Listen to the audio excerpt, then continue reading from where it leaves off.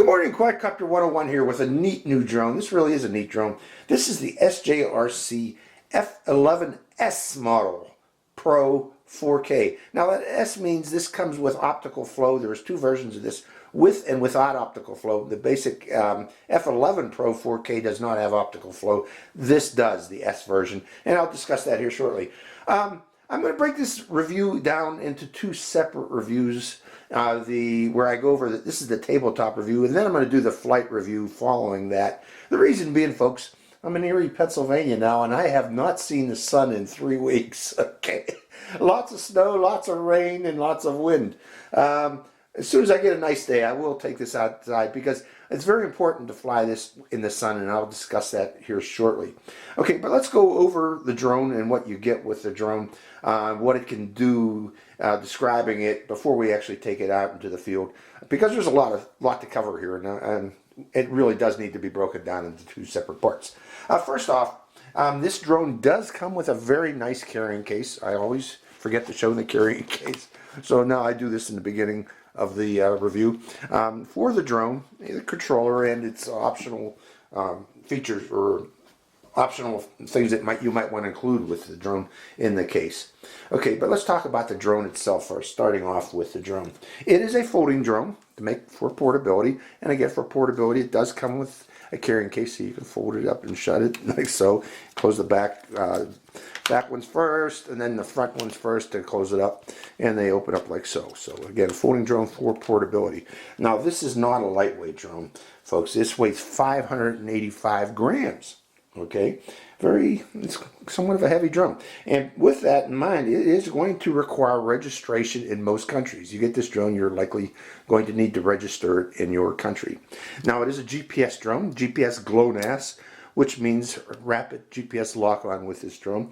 And on top of that, this drone will return to home and land on itself, land where it took off from, on command, on loss of signal from the controller, or if on low battery state, will also return to home and land. So I'm just showing you the belly of the drone, circling it so you can see the drone.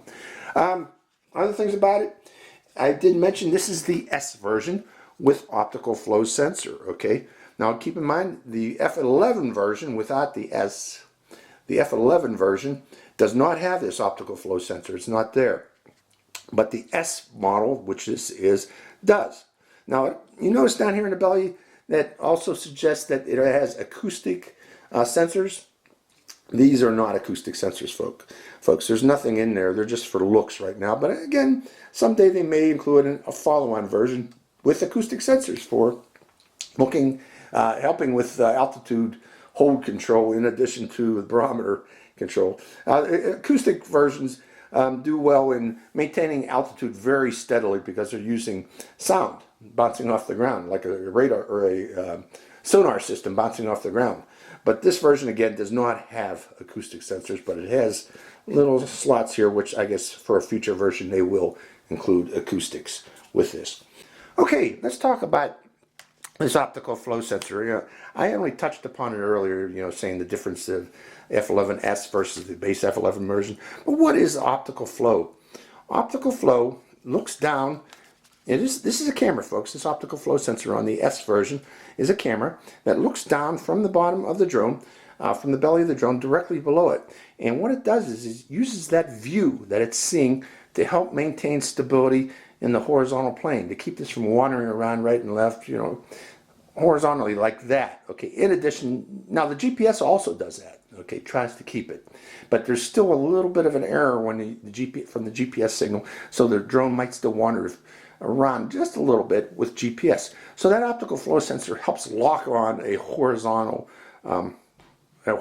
flight of this drone. So that's the advantage of that. Okay, keep a nice horizontal position of the drone. So again, that comes with the S version only, not available with the F11 version. Now it is a brushless motor drone for improved durability and longevity of the motors. So that's a good point about it also. It comes with an 11.1 volt battery, 3S battery. Now this is a big battery, folks. Let's take a closer look at the battery. It is charged through a micro USB port here on the side of the battery. Now, being that this is 11.1 volt and 2500 milliampere hour, this battery is going to require that you use a good wall charger with this. I'd recommend a 2 amp wall charger to charge this particular battery. Do not try to charge this through your computer port, the USB computer port on your phone, or not your phone, your computer. As computers generally have only like a 500 milliamp output, you are going to need 2 amp, okay, to charge this big drone. Otherwise, you'll be charging it for days on your computer, which instead of hours, using a wall charger to recharge this. One thing about it, if you wish additional batteries, if you want to keep flying when you go out in the field, I strongly recommend that you purchase spares when you purchase the drone, because of LIPO shipping restrictions. International shipping restrictions can be somewhat difficult for some countries, okay? So if you wish additional batteries, consider purchasing additional batteries and having them bundled with the drone when you purchase this particular drone. Okay, I want to talk about the meat and potatoes of this drone. What makes it really special is it has a 4K camera, a true 4K camera, even though I do notice that it is labeled Full HD on the front of this. I don't think they've updated from the previous 1080p version, the front screen of this, but this is a 4K camera. It is a 4K camera. However, I don't know if this shows up or not, but the aperture on this camera, the little opening there, is rather small, and it does not have a fisheye lens over the front of it to help collect light going in there. What that means is, folks, and what I've discovered is, this does not have good performance in low light situations, okay, such as cloudy days, which I'm experiencing right now. Okay, that's why I can't fly this. You'd need a sunny day to really see the 4K performance of this camera. You fly this on cloudy days, and it really, the camera looks like it's 1080p instead of 4K, is what I'm trying to say. You need good lighting for this camera to work at its peak performance. So I just wanted to mention that. In addition to that 4K camera, notice we now have a 2-axis stabilized gimbal, okay, to help improve the stability of the video. Keep the video stable as the drone pitches and bounces around in the wind. In addition to this 2-axis stabilized camera, it also has electronic image stabilization. So what that means is, in addition to stabilization from mechanical, it also has digital stabilization to provide a very smooth video from this particular drone. This drone should bounce around quite a bit before you even notice any movement on the video.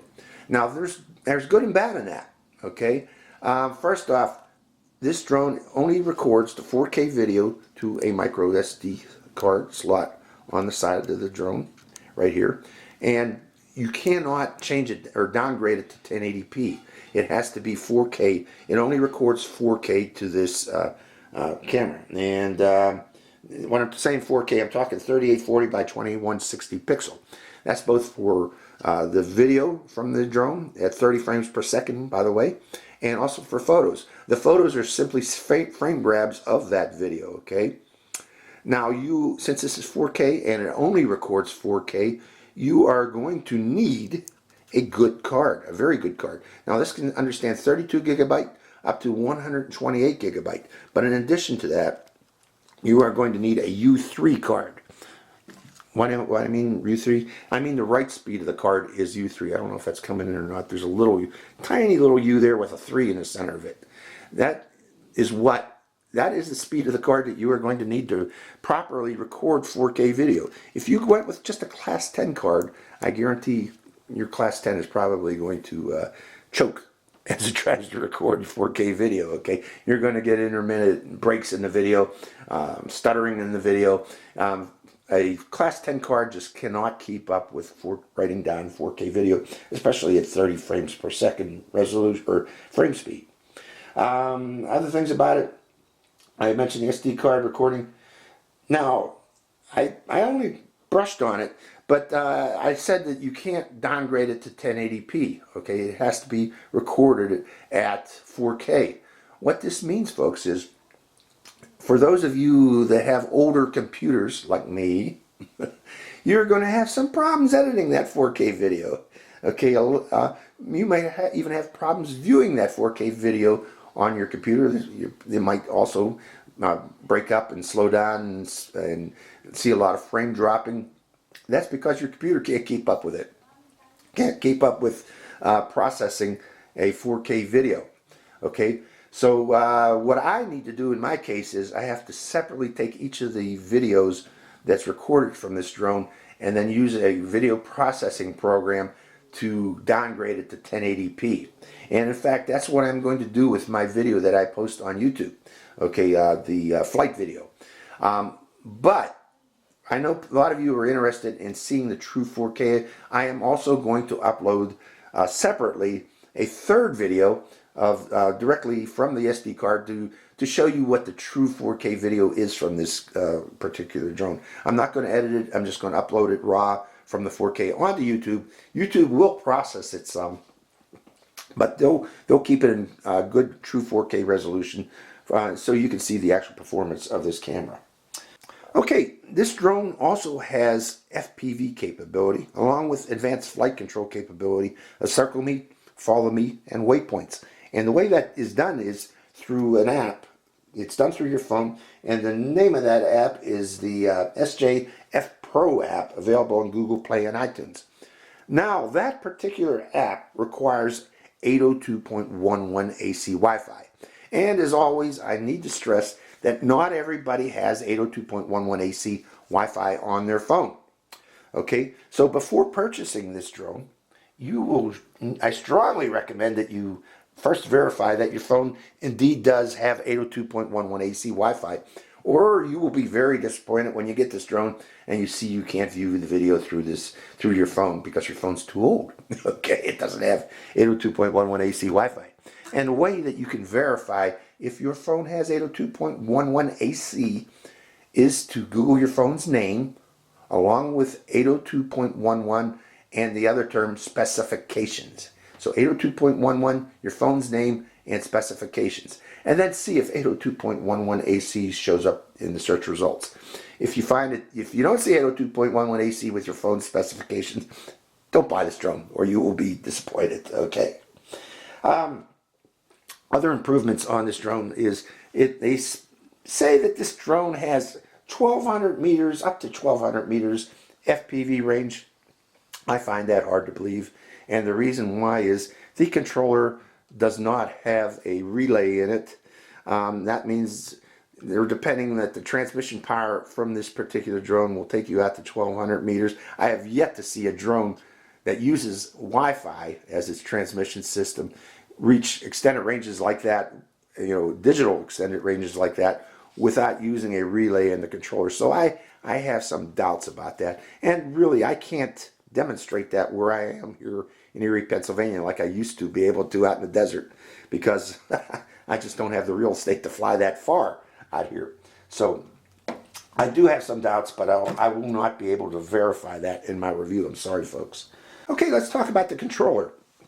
Now, this controller is said to have control range out to 1,200 meters. Now, that might be possible. Okay, I have seen controllers have very good control range out to 1,200 meters or so. But one thing about it is these antennas here are fake. They're not real. There's no wire going up inside them. Okay, I'm looking through the gaps there. There's no wire, so they are fake. You can leave them down if you wish. But the real antenna in this runs up alongside the back of this of the case here. It's internal to the case, but again, it supposedly gives you good range out to 1,200 meters. Now, this is a good feeling controller. It does not feel fake at all. It feels like a good quality controller. In fact, its phone holder, I just turned it on. Its phone holder is actually very good. Okay, it holds my large phone. I got a big thick phone. Most of these drones have toy grade controllers that hold very thin phones. This one will hold up to my big Armor 6E.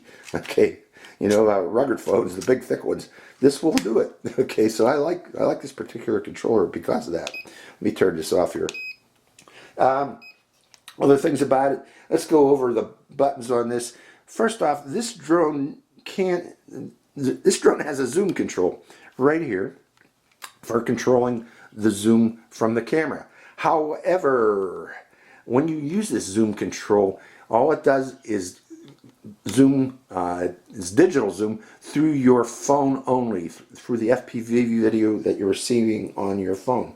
It does not have zoom control over the video that's being recorded onto the SD card. And I think that's an oversight on the SJRC's part here, because that would have been, really would have sent this drone over the top. If you could zoom that 4K video, that would have been a very effective means of zooming. Even in digital zoom, a 4K would have looked pretty good.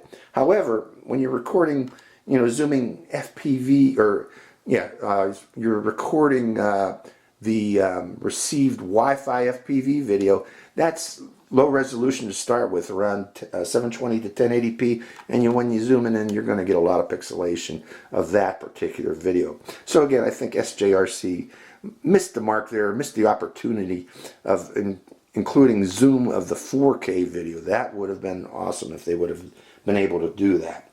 But let's go over other features of this particular controller. Again, it feels nice, it looks nice too, nice shiny face. However, it does not have any telemetry on the front here. That's another miss on this particular controller that I wish they would have included.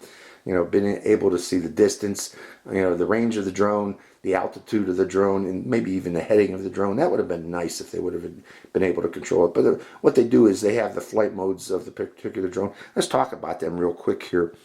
You can change the flight mode rates of the drone. It comes up in normal mode, which is normal flight, by this button here.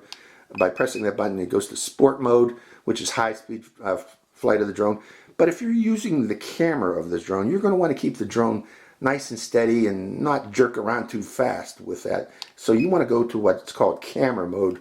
The drone will fly very slow, it'll yaw very slow, but that's what you want when you're taking video. So you can do that with this drone by pressing that button there. It does have emergency stop, and you only want to press and hold this button if you end up in a tree or a bush. You want to protect your motors. Press that button and the motors will stop. Do not press that button while the drone is in the air flying, or else the drone will drop from the sky and crash. Don't want to use it that way. Other buttons on this particular controller. This button is for taking photos. Quick press and it will take a photo. This button is for taking video. Quick press and it will start a video.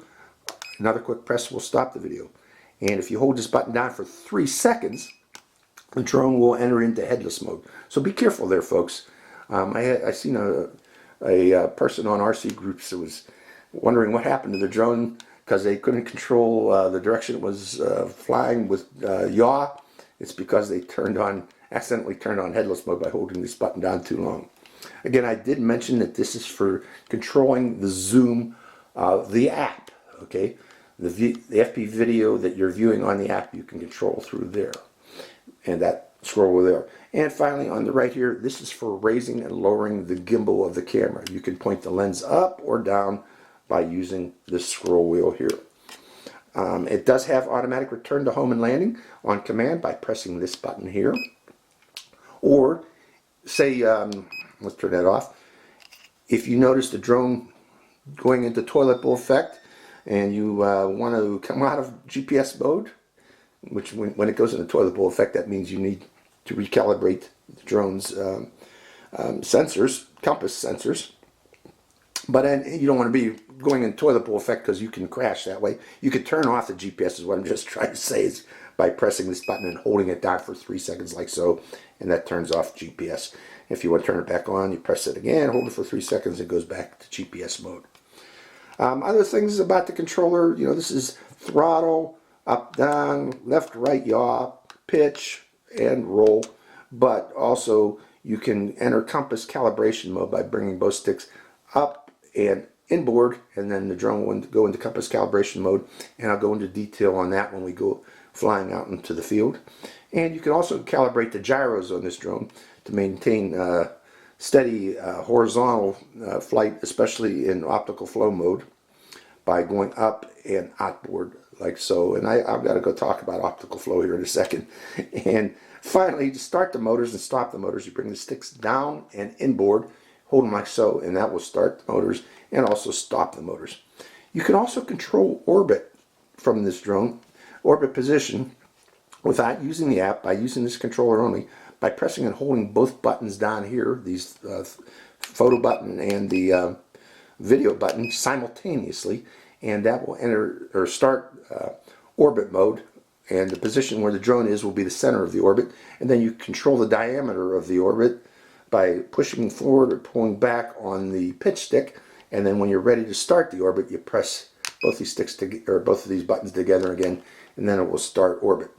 And finally, before we let me turn this off. You turn this off, you do a quick press and then a long press, and that turns off the controller. Okay, before we quit here, let's go over what you get with the drone. Again, I mentioned the box, or the nice carrying case that you get, but also with this drone, you get a little cover for the camera itself. This is a little camera that you should keep in place when you're not flying the drone. It goes on like so, in the belly like that, and snaps in place. Should snap in place, but there we go. I think that's in place. You also get an instruction manual, and it's in English, so that's a plus right there. That covers the features of this drone and what the drone can do. So make sure you read your instruction manual thoroughly before you go fly it. You also get a spare set of propeller blades for this particular drone. They come off, and there's two little screws on each side that hold these propellers down, so that's how you change those particular blades. Also, you get a charging cable for charging the drone's battery, along with charging the controller. And finally, you get the controller itself that goes with the drone. Okay, that's the tabletop review for this. Again, I need to wait until I get a nice day to fly this, so in the near future, expect a follow-on review of this drone where I take it out into the field and see how it flies. So hope you enjoy that flight when that opportunity arises. So I'll see you, folks. Hi, Quadcopter 101 here again. Hey, if you want to get your own shout out in one of my future videos, make sure you subscribe to my channel. It's real simple. Just go to my channel page and click on that subscribe. And also make sure to click that bell button right next to the subscribe button. That way you get notified when I release a brand new video immediately and give you a chance to get that first shout out. So give it a try, folks.